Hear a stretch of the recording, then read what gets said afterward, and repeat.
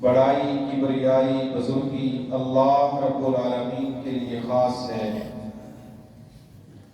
درود و سلام سرور کائنات ہادی عالم امام الانبیاء امام الحرمین امام القبلتین امامنا فی الدنیا و امامنا فی الآخرہ و امامنا فی الجنہ سیدنا محمد الرسول اللہ صلی اللہ علیہ وآلہ وسلم کی ذات گرامی پہ یہ سورۃ الحشر پارہ نمبر 28 جس کی ایک آیت مبارکہ آپ تمام سامعین و سامعات نے خطبہ مسنونہ کے بعد سماعت فرمائی ہے۔ آج کے اس خطبہ جمعۃ المبارک میں اس آیت مبارکہ کی روشنی میں قرآن و حدیث کے حوالہ سے بڑے ہی اختصار کے ساتھ چند گزارشات آپ کی خدمت میں پیش کی جائیں گی۔ اللہ رب العالمین کی بارگاہ میں دعا ہے اللہ تعالیٰ بیان کرنے والے کو خطبہ جمعہ سماعت کرنے کے لیے، نماز جمعہ ادا کرنے کے لیے تشریف لانے والے تمام بزرگ نوجوان بھائی بچے اور پردہ نشین اسلامی روحانی ماؤں اور بہنوں کو اللہ تعالیٰ کتاب و سنت کی خالص دعوت پر عمل کرنے کی توفیق عطا فرمائے۔ حضرات، زندگی کا یہ اصول ہے کہ جس چیز کے لیے، جس کام کے لیے انسان محنت کرے اس کا صلہ انسان کو ضرور ملتا ہے۔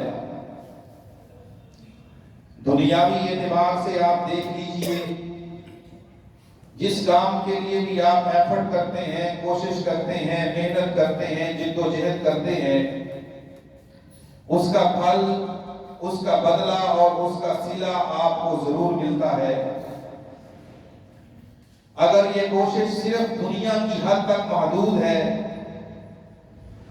تو ظاہری سی بات ہے دنیا کا فائدہ انسان حاصل کر ہی لے گا، اور قدرت کا اور اللہ کا یہ اصول ہے کہ اللہ کسی کی محنت کا ایک ذرہ بھی اپنے پاس نہیں رکھتے۔ اور اگر دنیا میں زندگی گزارتے ہوئے انسان کا مطمع نظر، انسان کی منزل آخرت میں کامیابی بن جائے تو یقین جانیے اس سے بڑا زندگی کا مقصد کوئی ہو ہی نہیں سکتا۔ آپ علماء کرام سے سرور کائنات صلی اللہ علیہ وسلم کے جان نثاروں کا تذکرہ سنتے رہتے ہیں کہ نبی کریم صلی اللہ علیہ وسلم کے صحابہ نے آپ کے اشاروں پر، آپ کے فرامین پر، آپ کے احکامات پر ایک ایک چیز کو نچھاور کر دیا اور قربان کر دیا، جس کے بدلے میں اللہ تعالیٰ نے سرور کائنات صلی اللہ علیہ وسلم کے صحابہ کو، آپ کے رفقا کو دنیا کے اندر بھی کامیابی والی زندگی عطا فرمائی ہے، اور سرور کائنات صلی اللہ علیہ وسلم کی اتباع، تابعداری، فرما برداری، احکامات کو ماننے کی وجہ سے عرش والے رب نے ان کی موت سے پہلے ہی ان کو جنت کا سرٹیفکیٹ بھی عطا کر دیا ہے۔ یہ ہو نہیں سکتا انسان کسی چیز کے لیے محنت کرے اور اس کا بدلہ اس کو نہ ملے، یہ ممکن ہی نہیں ہے۔ یہ تو دنیا دار لوگوں کے پیمانے ہیں کہ لوگوں سے محنت مزدوری کروانے کے بعد ان کو ان کی محنت کا بدلہ نہیں ملتا۔ عرش والے رب کے تو ہاں یہ اصول ہے، من جاء بالحسنۃ فلہ عشر امثالھا۔ اگر کوئی آدمی ایک نیکی کرتا ہے، عرش والا رب اس کو 10 نیکیوں کے برابر ثواب عطا کر دیتے ہیں۔ یہ کیسے ہو سکتا ہے کہ سرور کائنات صلی اللہ علیہ وسلم کے صحابہ اکرام نے ایک ایک چیز کو رحمت کائنات کے اشاروں پہ قربان کیا ہو، اور عرش والا رب ان کو دنیا اور آخرت کے اندر اس کا صلہ نہ عطا کرے؟ یہ نہیں ہو سکتا۔ اور دوسری بات یہاں سمجھنے کی یہ بھی ہے کہ اگر سرور کائنات صلی اللہ علیہ وسلم کے جان نثار صحابہ کرام کو یہ مرتبہ اور مقام ملا ہے تو اس کے پیچھے ایک بہت بڑا لاجک، بہت بڑی منطق، بہت بڑا فلسفہ ہے کہ پیغمبر کے صحابہ نے نبی کے احکامات کو ماننے میں بھی کوئی کسر نہیں چھوڑی۔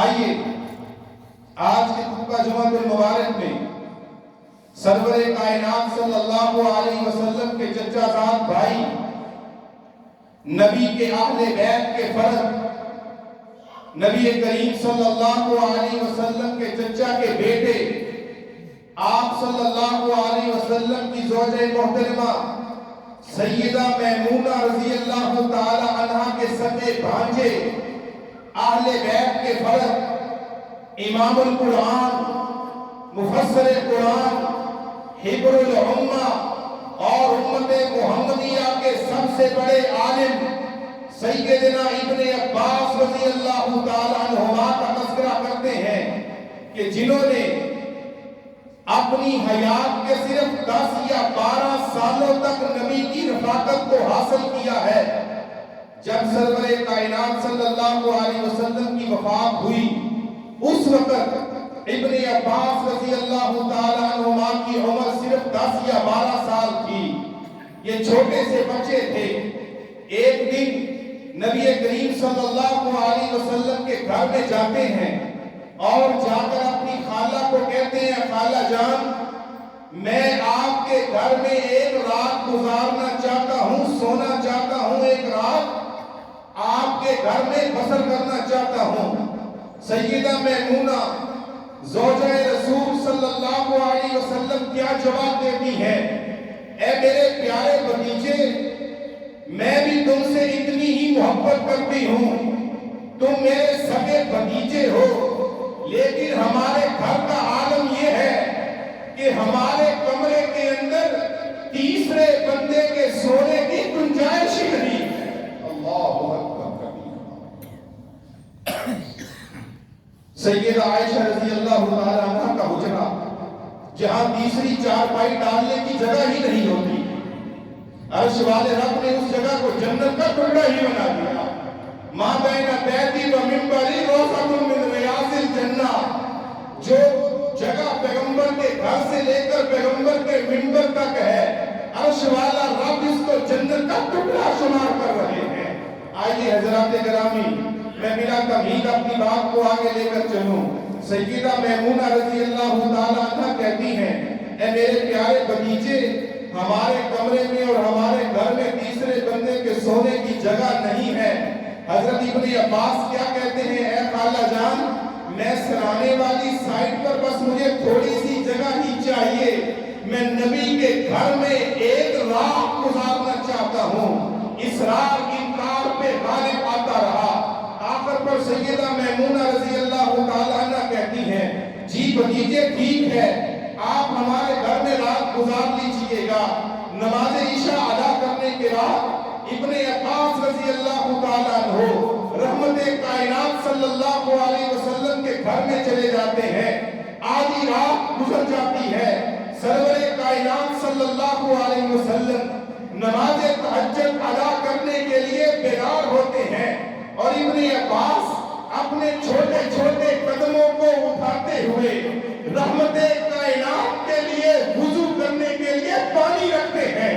حضرات کیا منظر ہوگا، عرش والا رب بھی اپنے عرش کو چھوڑ کے آسمان دنیا پہ آئے ہوئے ہیں۔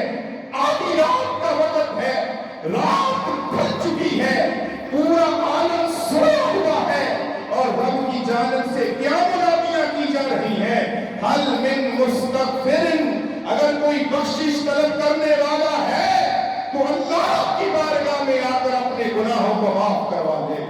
حل من مستغفر، کوئی گناہ کر کر کے تھک چکا ہے، ہماری بارگاہ کے اندر چند آنسو بہائے، ہم اس کے گناہوں کو معاف ہی نہیں کریں گے بلکہ اس کے گناہوں کو نیکیوں میں تبدیل کر دیں گے۔ کوئی ہے جو مہنگائی کا رونا رو رہا ہو اور اور ہماری بارگاہ میں آ کر رزق مانگے، ہم اس کے لیے آسمانوں سے رزق کے دروازے کھول دیں۔ کوئی ہے جس کو دنیا کے ڈاکٹروں نے جواب دے دیا ہو، ہماری بارگاہ میں آئے، عرش والا رب اپنی رحمت سے مریضوں کو شفائیں عطا کر دیتا ہے۔ آدھی رات کا وقت ہے اور رحمت کائنات صلی اللہ علیہ وسلم کا گھر ہے۔ سرور کائنات صلی اللہ علیہ وسلم کے لیے پانی رکھنے والے ابن عباس رضی اللہ تعالیٰ عنہ ہیں۔ نبی کریم صلی اللہ علیہ وسلم نے جب یہ منظر دیکھا، ایک ننھا سا بچہ چھوٹے چھوٹے قدموں کو اٹھاتے ہوئے پانی رکھ رہا ہے، سیدہ میمونہ سے کہا میرے لیے پانی کس نے رکھا ہے؟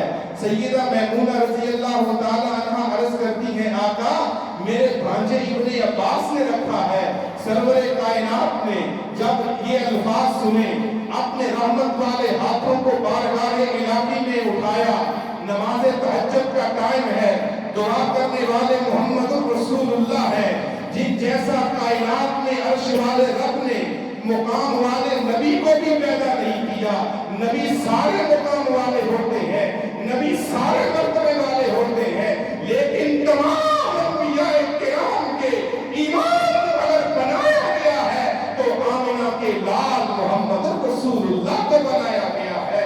دعا کرنے والے امام الانبیاء، دعا کرنے والے مقام محمود کے وارث، دعا کرنے والے حوض کوثر کے وارث، دعا کرنے والے کہ جن کے اشاروں سے عرش والا اب جنت کے دروازوں کو کھولے گا۔ توجہ فرمائیے گا حضرات، دعا کیا کی سرور کائنات صلی اللہ علیہ وسلم نے؟ آقا نے دعا کی اللہم علمہ التاویل وفقہہ فی الدین، اے اللہ اس چھوٹے سے بچے کو قرآن مجید کا عالم بنا دے، دین کی سمجھ عطا کر۔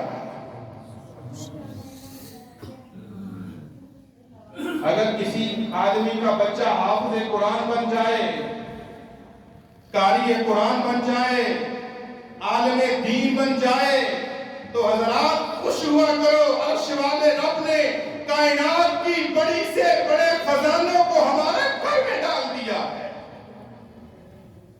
اگر تم نے پیمانے نہ بدلے، یاد رکھنا، اگر آپ کا بچہ حافظ ہے، آپ کا بچہ قرآن کا قاری ہے، آپ کا بچہ دین کا عالم ہے، تو آپ اپنے آپ کو کائنات کے بہترین والدین میں شمار کیجئے اور رات کو سجدوں میں گر گر کے اللہ کا شکر ادا کیجئے کہ اللہ تو نے ہماری اولاد کو دین کا قالب بنا دیا۔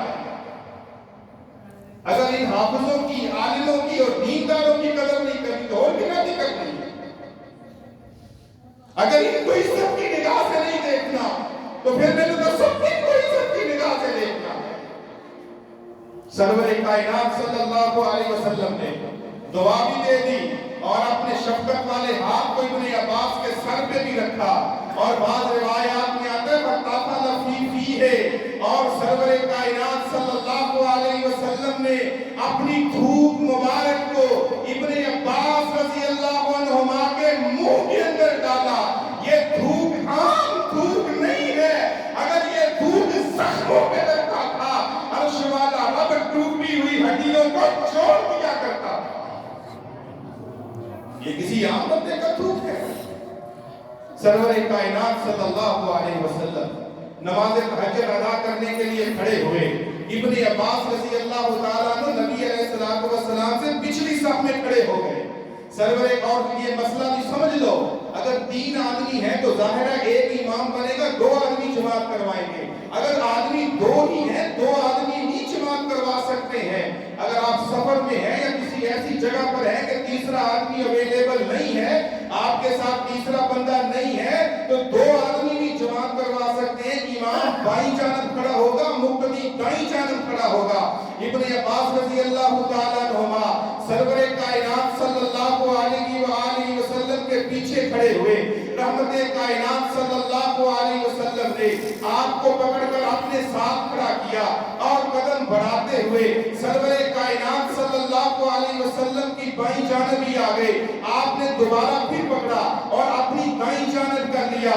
सरवरे कायनात सल्लल्लाहु अलैहि वसल्लम ने नमाज से जब सलाम फेरा, इब्ने अब्बास रज़ी अल्लाहु ताला अन्हु कहते हैं, ऐ आका, मैं तो आपसे पिछली सफ में इसीलिए तो खड़ा हुआ था कि अर्श वाले रब ने कायनात की छत के नीचे और पूरे जमीन पे किसी बंदे को बनाया ही नहीं है जो मोहम्मद रसूलुल्लाह के बराबर खड़ा हो सके।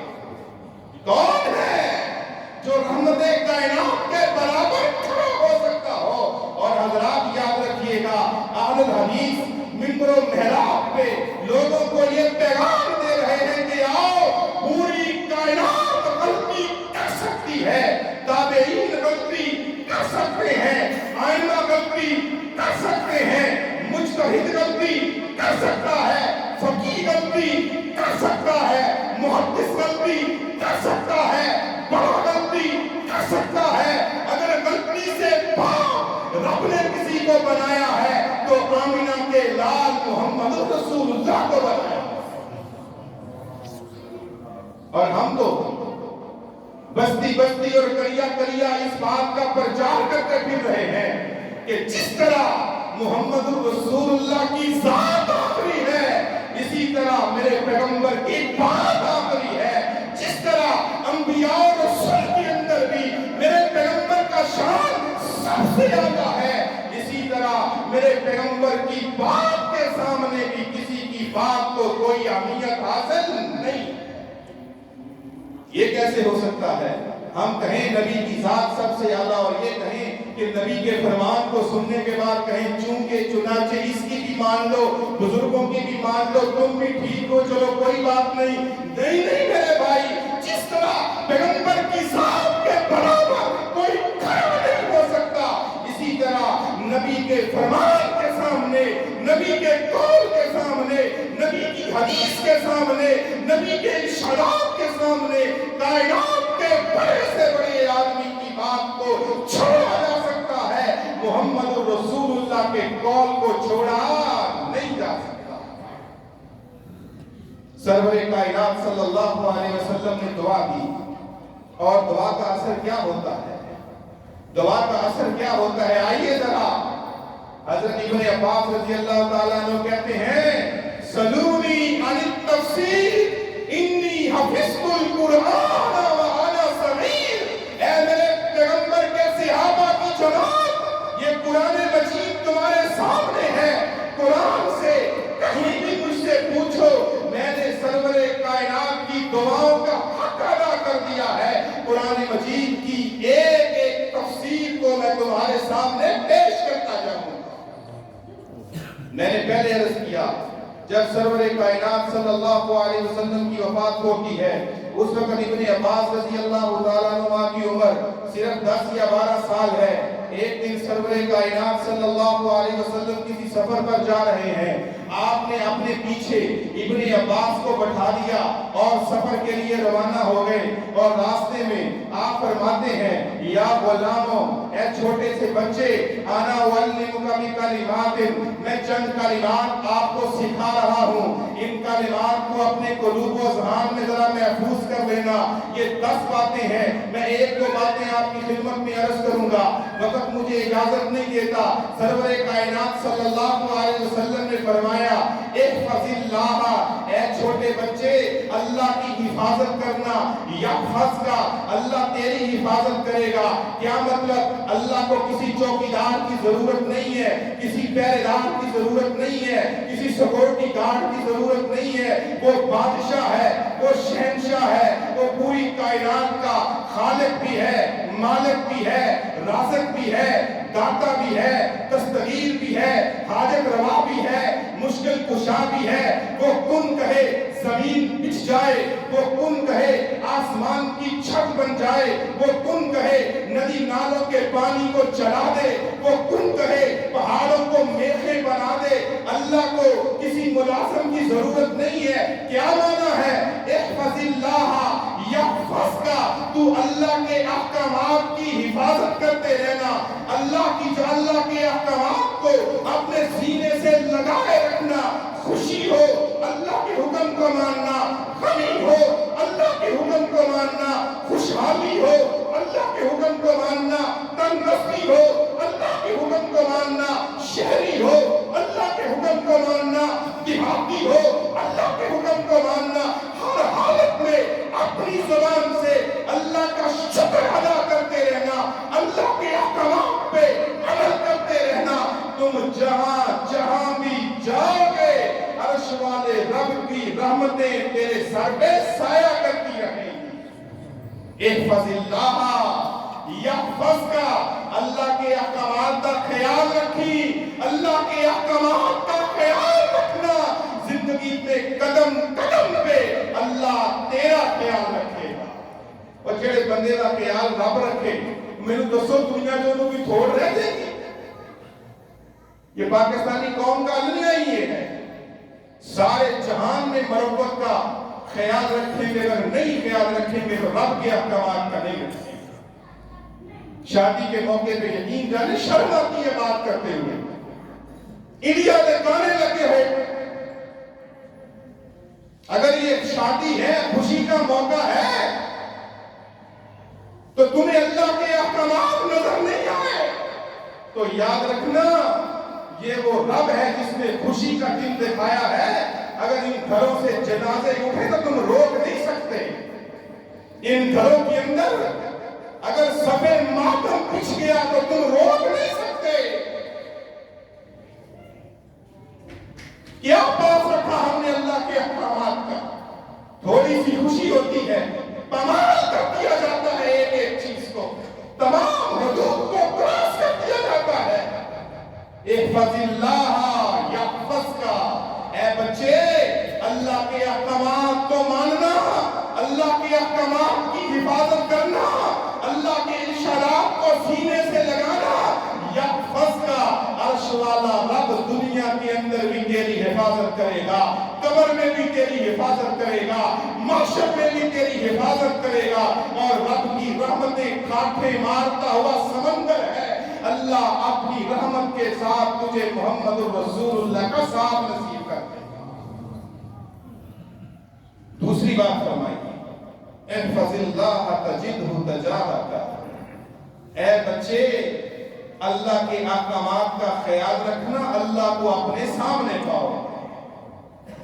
बड़े बंदे ऐसे लिखते हैं दुनिया के कहते फला बंदा मिट्टी को हाथ लावे सोना बन जाता, जिधर जावे बखैर ही खैरा है। कभी जेड़े जिस बड़े पंचायत में बैठे उस बड़े पंचायत के फैसले सही निकल जाते हैं, जिधर इन्हों कल्लो कभी भी इनकार नहीं होया। मैंने कहा ये वो बंदा है, ये वो बंदा है जिसने जिंदगी के अंदर अल्लाह के अहकामात को पूरा किया है। अर्श वाले रब ने इसको बरकत का खजाना अता कर दिया है। इहफज़िल्लाह तजिदहु तजाहका, ऐ बच्चे अल्लाह के अहकामात की हिफाजत करना। तुम जहां जाओगे अल्लाह की नुसरत और मदद तुम्हारे सामने आएगी। मैंने जो आयत मुबारका पढ़ी, आइए हज़रात गिरामी, लिल फुक़राई मुहाजिरीन अल्लज़ीना उख़रिजू मिन दियारिहिम व अमवालिहिम यब्तगूना फ़ज़लन मिनल्लाहि व रिज़वाना व यंसुरूनल्लाह व रसूलहू। ये मुहाजिर भी हैं, ये फकीर भी हैं, ये बेचारे लुटे हुए भी हैं। इन्होंने घरों को छोड़ा मुस्तफा की मोहब्बत के लिए, अहल व अयाल को छोड़ा मुस्तफा की मोहब्बत के लिए, अपने इलाकों को छोड़ा मुस्तफा की मोहब्बत के लिए। यब्तगूना, ये तो तलाश करते हैं हमें अल्लाह की मदद मिल जाए, हमारे ऊपर अर्श वाला रब राजी हो जाए। और अगला काम क्या करते हैं? व यंसुरूनल्लाह व रसूलहू, अल्लाह की भी मदद करते हैं, अल्लाह के रसूल की भी मदद करते हैं। क्या माना? अल्लाह को किसी मदद की जरूरत नहीं है। हज़रात माना ये है कि जब तक जिंदा रहते हैं रब के कुरान पर अमल करते रहते हैं, जब तक जिंदा रहते हैं मोहम्मद रसूलुल्लाह के परचम को थामे रखते हैं। व यंसुरूनल्लाह व रसूलहू, अल्लाह की मदद क्या है? तौहीद को गालिब कर दीजिए। अल्लाह की मदद करने का क्या माना है? अल्लाह के कलिमे को तमाम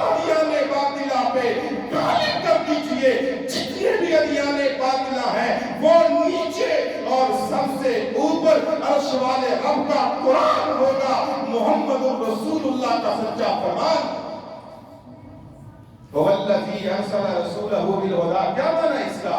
ودین الحق لیظہرہ علی الدین کلہ۔ حضرات، دین اپنا غلبہ چاہتا ہے، دین سپرمیسی چاہتا ہے، دین مغلوبیت نہیں چاہتا۔ وَيَنْصُرُونَ اللَّهَ وَرَسُولَهُ، اللہ کے رسول صلی اللہ علیہ وآلہ وسلم یہ چند کلمات عطا کر کے، دعائیں دے کے رحمت کائنات صلی اللہ علیہ وسلم جوار رحمت میں چلے گئے، اور 10 سے 12 سال کے اس بچے نے سرور کائنات صلی اللہ علیہ وسلم کے فرمان کو کیسا سینے سے لگایا ہے کہ قدم قدم پہ نبی علیہ السلام کے احکامات پر عمل کرتے رہے، اور بعد میں آنے والے صحابہ اکرام نے اور تابعین نے اس بات کی گواہی دی ہے کہ اگر خوشی ہے ابن عباس نے نبی کے احکامات کا خیال رکھا، اگر غمی ہے ابن عباس نے نبی کے فرمان کو سامنے رکھا، اگر حجامت ہے ابن عباس کی غیر شرعی حجامت نہیں ہوتی تھی، اگر لباس اور کپڑے ہیں وہ کپڑے کبھی بھی ایسے نہیں ہوتے تھے کہ دیکھنے والا کیا کہے کہ یہ قرآن مجید کا عالم جا رہا ہے، نہیں ایسا نہیں ہوتا تھا۔ ایک تابعی نے تو یہاں تک کہہ دیا کہ سرور کائنات صلی اللہ علیہ وسلم نے فرمایا تھا کہ 3 بندوں کی جانب عرش والا رب قیامت کے دن کبھی نظر رحمت سے نہیں دیکھے گا، ان میں ایک آدمی ایسا ہے جس کی شلوار یا چادر ٹخنوں سے نیچے رہتی ہے۔ نبی کے اس فرمان کو 10 یا 12 سال کے بچے نے رحمت کائنات صلی اللہ علیہ وسلم کی زبان نبوت سے سنا، اور پیغمبر کے صحابہ نے اور بعد میں آنے والے تابعین نے اس بات کی شہادت کی ہے کہ ابن عباس کی چادر اور شلوار ہمیشہ نصف پنڈلی تک ہی رہتی تھی۔ شرم و حیا کا عالم کیا تھا؟ حضرات علماء کرام سے پوچھئے، بڑے لکھے نوجوان تشریف فرما ہے، آپ جانتے ہیں بیت الخلاء کے اندر انسان کپڑے اتارتا ہے، نہاتا ہے، غسل کرتا ہے۔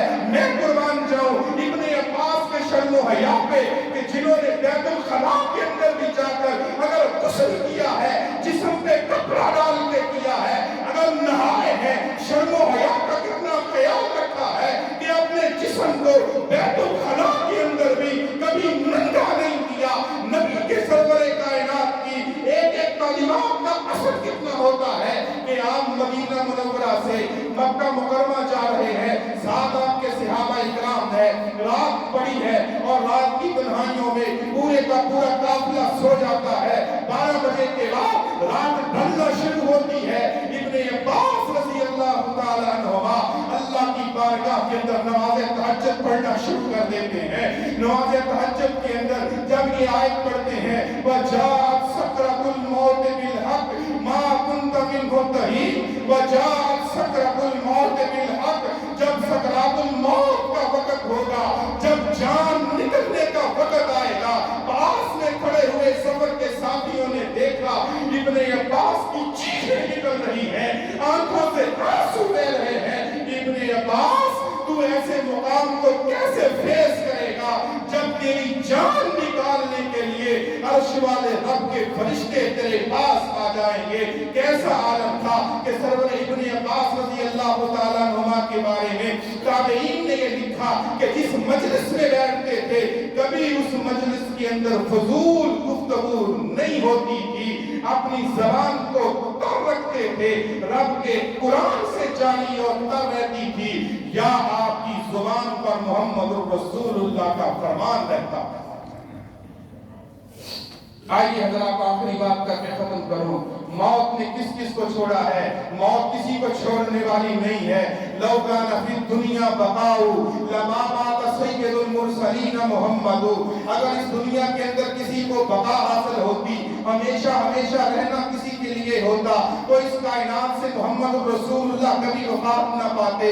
ابن عباس رضی اللہ تعالیٰ عنہ وفات کا وقت ہوا، امام ذہبی رحمہ اللہ نے اپنی کتاب کے اندر متواتر سند کے ساتھ یہ بات لکھی ہے کہ حضرت ابن عباس کی قبر طائف کے اندر ہے، اور طائف کے اندر آپ کی قبر جب بنا دی گئی، متواتر روایت امام ذہبی رحمہ اللہ نے نقل کی ہے، اور جب قبر کے اندر اور لحد کے اندر جب اتارنے کا آپ کو ٹائم آتا ہے، ایک سفید رنگ کا خوبصورت پرندہ ابن عباس کے کفن کے اندر داخل ہو جاتا ہے۔ لوگ انتظار کرتے رہے، پرندہ باہر نکلے، ہم ابن عباس کے اندر اتار کر مٹی ڈالے. انتظار لمبا ہوتا گیا لیکن وہ پرندہ ابن عباس کے کفن سے باہر نہیں نکلا. اور اس وقت کے صحابہ اکرام اور تابعین نے یہ فیصلہ کیا کہ اسی طرح ہی ابن عباس رضی اللہ تعالیٰ عنہ کو قبر کے اندر دفن کر دیا جائے. قبر کے اندر دفن کیا جا رہا ہے. پیغمبر کے صحابہ اور تابعین ان کی قبر مبارک پہ مٹی ڈال رہے ہیں اور قبر کی آس پاس آواز آ رہی ہے. خزانہ غیب سے کیا آوازیں آ رہی ہیں؟ یا ایتھا النفس المطمئنہ ارجعی الی ربک راضیۃ مرضیہ فادخلی فی عبادی وادخلی جنتی. یا ایتھا النفس المطمئنہ، اے اطمینان والی روح، اللہ کی بارگاہ میں حاضر ہو رہی ہے. اللہ کے بندوں میں داخل ہو جائیے، اللہ کی جنتوں کے مہمان بن جائیے. عرش والے رب سے دعا ہے کہ اللہ تعالیٰ ہمارے آنے والی اولاد کو، ہمارے چھوٹے چھوٹے بچوں کو ابن عباس رضی اللہ تعالیٰ عنہ جیسا بنا دے. اللہ ان کی سیرت پر چلنے کی توفیق عطا فرما دے. اللہ میری جماعت کے اور دیگر آنے والے تمام احباب کے بچوں کے سینوں کو قرآن و حدیث کی روشنی سے منور فرما دے. تمام اولاد کو اللہ والدین کے لیے صدقہ جاریہ بنا دے اور والدین کے ہاتھوں کو پکڑ کر اللہ اولاد کو ایسا بنا دے کہ اولاد والدین کے ہاتھوں کو پکڑ کر جنت الفردوس کے اندر اپنے والدین کو لے جائیں. اقول قولی ھذا استغفر اللہ لی ولکم ولسائر المؤمنین انہ هو الغفور الرحیم.